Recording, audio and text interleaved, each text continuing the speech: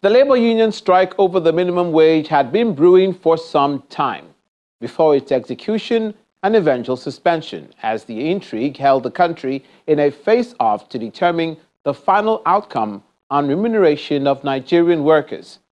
That's our focus on Special Report. With us is the Deputy. The leadership of the National Assembly arrived at the National Assembly complex on the eve of the commencement of the planned industrial action by the leadership of organized labor in what was a last-ditch move to avert the strike. The federal lawmakers were concerned about the consequences of the strike and the collateral damage it'll incur. We are also on the side of the people. We are on your side, but we must also be mindful of collateral damage. I don't want us to, in the course of trying to arrive at a minimum wage, we end up with a lot of serious issues of unemployment. Because as soon as we arrive at a minimum wage, we will expect the private sector to also adhere. And then if they are unable to do so, the next thing will be retrenchment of workers. The emergency meeting was amongst others held with the labor leaders in a desperate move to halt the strike. We are quite committed to finding a way forward, finding a living wage, finding a survival wage, and not starvation wage for Nigerians. Things have been really difficult. In the last 1 year, that difficulty has even further exacerbated. And that is why this year's minimum wage conversation, it's a bit tough and it's a bit difficult. The meeting dissolved into a closed-door session lasting 3 hours before a decision was reached. As at the last meeting, we were very, very close to signing off. I mean, close in the sense that if the figures were right, it's just to prepare a report and sign. So it's not something that is that lengthy anymore. But we have listened to them. We would take all their plea to our organs. And we would have an organs meeting taking what they have promised and the pleas that they have made to our organs. For now, we don't have the powers to call off the industrial action, so the industrial action will continue while we would have a conversation with our respective organs as soon as possible. If they are having problem with the executive, the Senate President has said that he is going to wage in. He's going to talk to the President, the entire leadership of the National Assembly will talk to the President on the present situation of the agreed amount by the federal government and the state governments and the organized private sector to pay 60,000. They will come back to federal government, and in turn, we expect that labor will see reason and call off the strike. It appeared the labor leaders were resolute in their quest to improve the wage conditions of Nigerian workers. Meanwhile, the federal government reiterated its appeal to the labor unions to discontinue the action when it began and return to the negotiation table under the tripartite committee to establish a new minimum wage. In the interest of Minister of Information and National Orientation, in the company of the Minister of State for Labor and Employment, made the appeal during a media briefing in Abuja. The minister stressed the need for a realistic balance, saying that the proposed 494,000 minimum wage by the labor centers could lead to job losses and economic hardship. He reiterated that the Attorney General of the Federation statement declaring the strike illegal, reflecting the government's position, but assured that the federal government will remain committed to a fair resolution. This is a heartfelt and deeply considered appeal to the labor unions to continue along the path of negotiation with the federal, state governments, and the organized private sector under the auspices of the tripartite committee that has been established by government to fashion out a new, realistic minimum wage for the people of Nigeria. Let me make it clear that we are not opponents on this negotiating table. We are united by the fact that we want the best for the Federal Republic of Nigeria and all the over 200 million citizens of this country. We have a responsibility to strike a measured and realistic balance in this effort to arrive at a new minimum wage for Nigeria. The minimum wage is not only for the public sector workers. It will be binding on the private sector as well. This reality must be factored into all negotiations we enter into. President Bola Ahmed Tinubu is firmly committed in doing what is right, reasonable, and sustainable regarding these minimum wage negotiations. We therefore make this passionate appeal once again to the labor unions to reciprocate this gesture in the interest of this nation.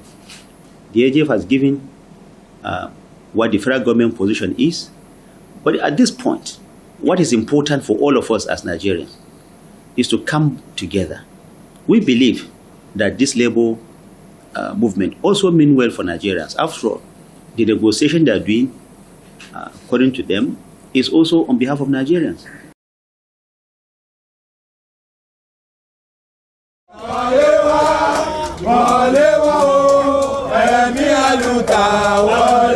And then it began.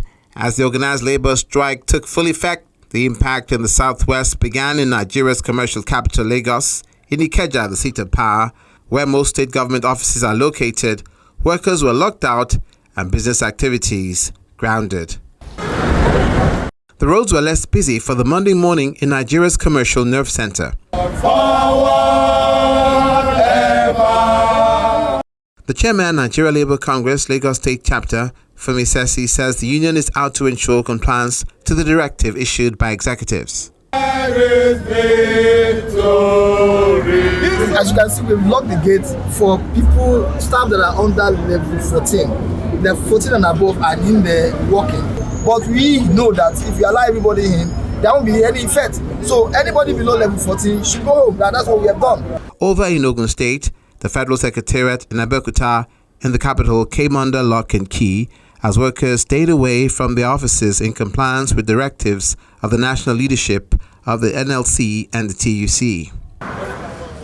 Labour also made good on its promise in Oyo State as many public school students in Ibadan, the state capital, were turned back by their teachers in the early hours of the day. Banks and other financial institutions were seen running skeletal services as their gates remained closed to usual business. The government secretariats also showed a very low turnout of workers as most of those present were senior civil servants. Solidarity forever. Also in the southwest, Ondo State wasn't left out as organized labor officials gathered at the NLC secretariat for a brief meeting. Victory! That is victory for us. The chairman of the NLC and TUC in the state, in a chat with Channels Television, expressed confidence in the level of compliance in the state. Have you ever seen in our House of Rep or House of Senate when they just raise up and sponsor a bill on behalf of workers? They will not, and they know we are the engine room for the money they were spending, but they will never sponsor any bill on our behalf. The labor union leaders later embarked on a monitoring and enforcement exercise to ensure compliance. And then from the southwest to Ebonyi State and the southeast in Abakaliki, the state capital, economic activities came to a halt as banks were seen under lock and key. Some residents asked Nigerians to exercise patience with organized labor, noting that it was a worthy sacrifice, while calling on the federal government to come to terms with the labor unions and resolve the issues surrounding the proposed minimum wage. NLC officials also locked out civil servants at the state secretariat in Owerri, the Imo State capital.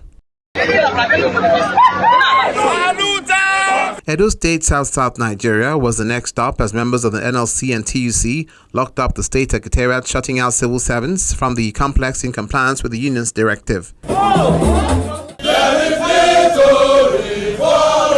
The industrial action by the labor unions in the country continued to take its toll on services across northern Nigeria as well. Members of the Trade Union Congress and the Nigeria Labour Congress worked to ensure total compliance with the industrial action declared by the leadership of the unions in the country.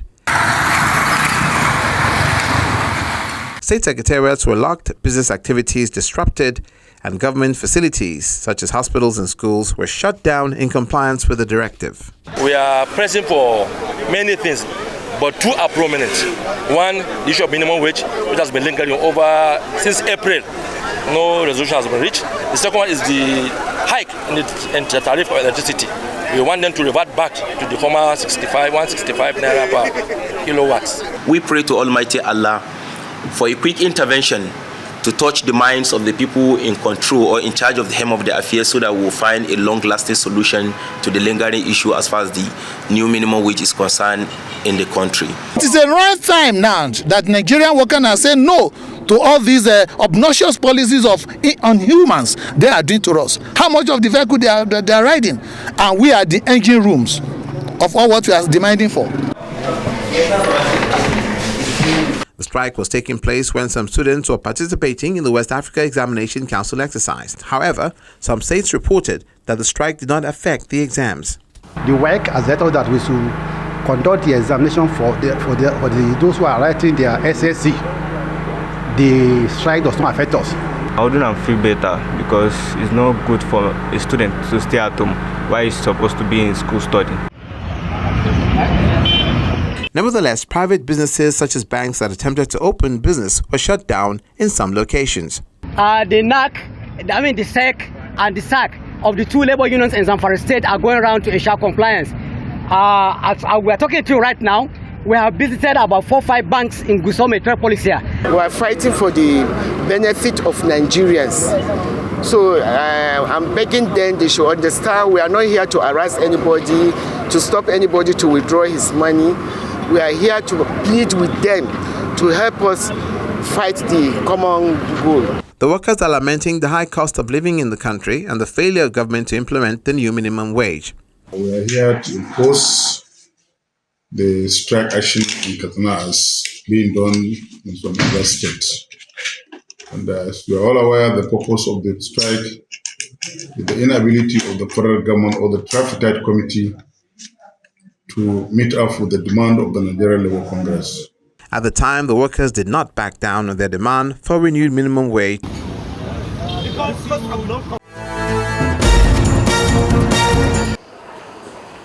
With the strike suspended for the deliberations between the federal government and labor unions to continue, members of the Committee for the National Minimum Wage began arriving for the 4th meeting of the Tripartite Committee on National Minimum Wage since the suspension of the nationwide industrial action on Tuesday, June the 4th. Representatives of the 4 parties, namely the organized labor, organized private sector, state governors, and federal government, were all in attendance. After about 7 hours of meeting separately behind closed doors, the committee members filed out for another general meeting where each group was expected to present their recommendations. We had a very fruitful deliberation, and of course, you know, it's a technical subcommittee of a committee. And at the level of our committee, we are almost, we have reached near consensus. And it is our hope that by the time we get to the plenary, we will have a complete agreement. And maybe from there, the media can start their job. But as it is now, I think we are better off than we were before the technical committee. But the meeting is not ended yet. The technical committee is over. And of course, you know, it's a tripartite committee. We've struggled to reach an agreement, at least between the government and the organized private sector. We are still engaging the organized level.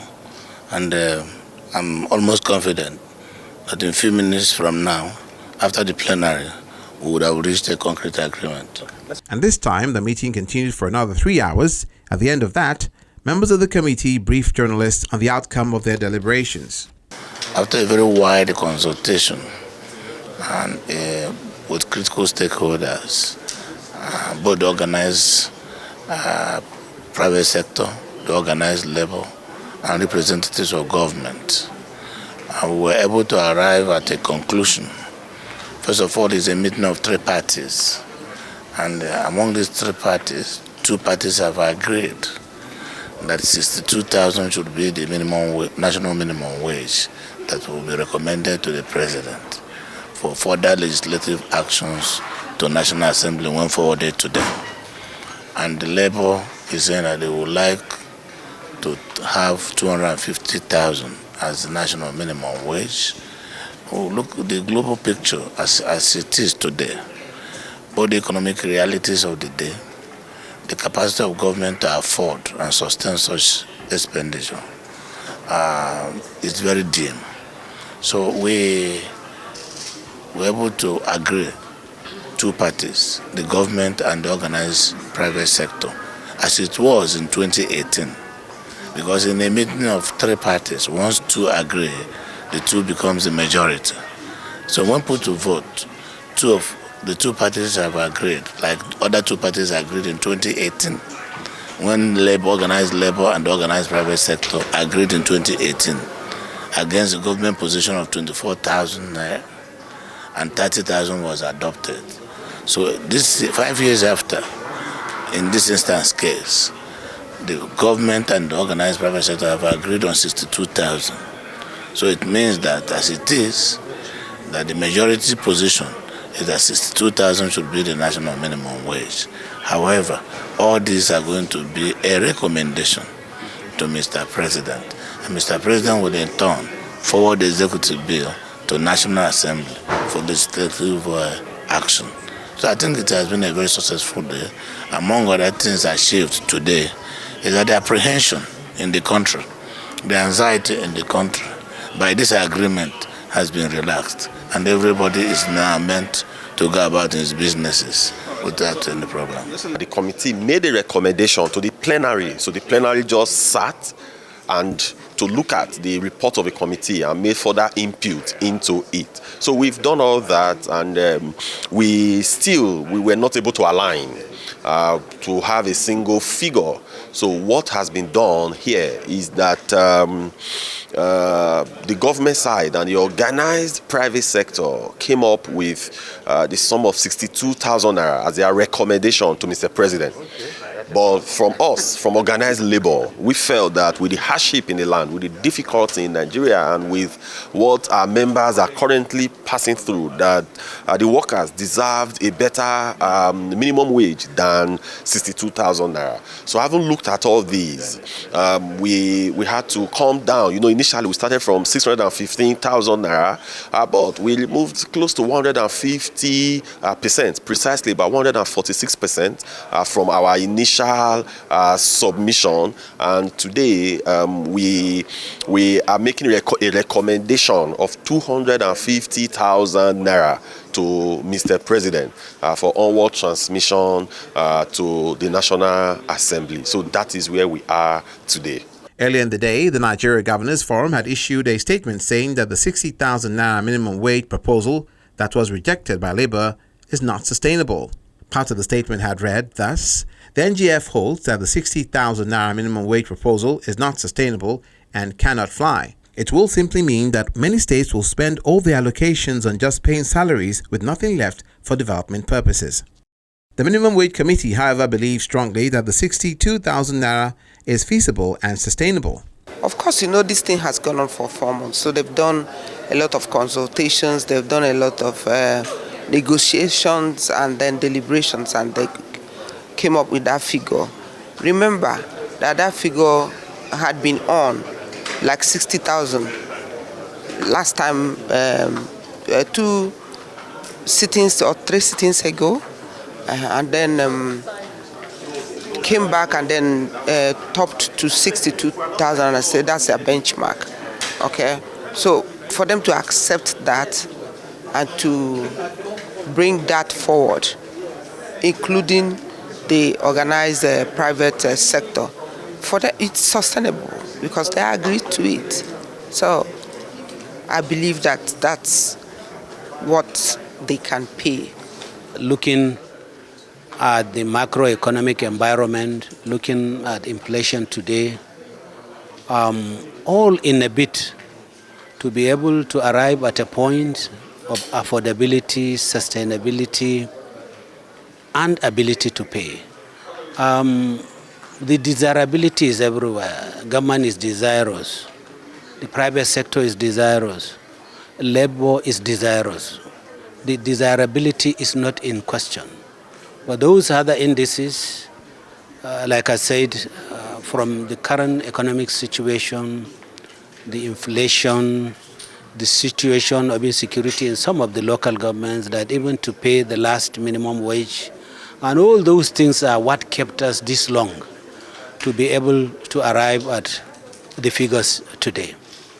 You could see even today, somehow, not that we wanted it, but 2018 had to repeat itself. In 2018, the committee then, the tripartite committee, made a recommendation of 30,000 and 24,000. The 30,000 recommendation was from the organized private sector and the Labour Congress, while the government side in 2018 recommended 24,000. There was no an agreement in a single figure. So those two figures went to the president. This is because the tripartite committee is a committee to make recommendations, not to approve a new national minimum wage. We don't have that mandate. So that was why the recommendation came out for 62, as agreed between the government side and the organized private sector, while Labour stood at 250,000. This is what is going to Mr. President, and it is expected that after his due consideration, looking at all those indices that I have said, His Excellency the President will now transmit it to National Assembly for legislation. We have never considered accepting 62,000 naira or any other wage that is below what we know is able to take Nigerian workers home. We would not negotiate a starvation wage, neither would we negotiate a reduction in the wages of Nigerian workers. We have never contemplated 100,000, talk less of 62,000. We have never contemplated that. We are still at 250,000. That is where we are. And that is what we consider enough concession to the government and the other social partners in this particular situation. The truth is that the governors can pay 250,000 naira minimum wage without any problem if they stop collecting their security votes, which they are not using for anything.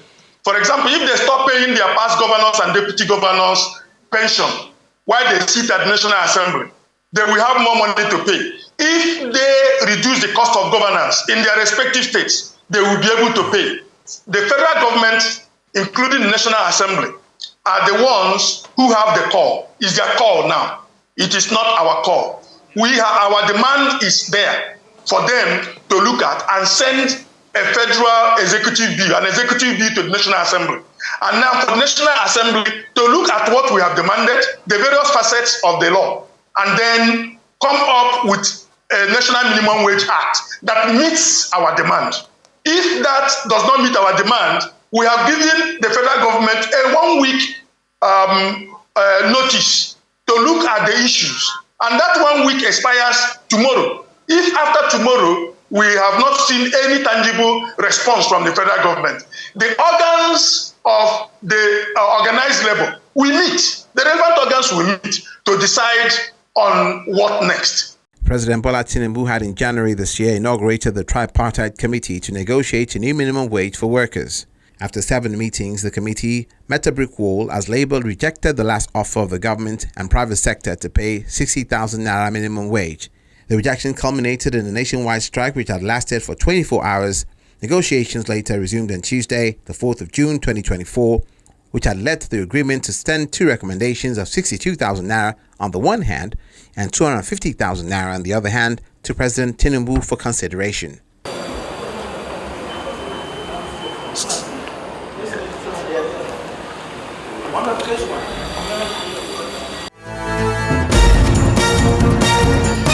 The changing dynamics of a country beset with economic challenges doesn't make a resolution a walk in the park, as tough decisions are being made that will be accepted by both the labor unions and the federal government going forward. For Special Report, I'm Olumide Macaulay.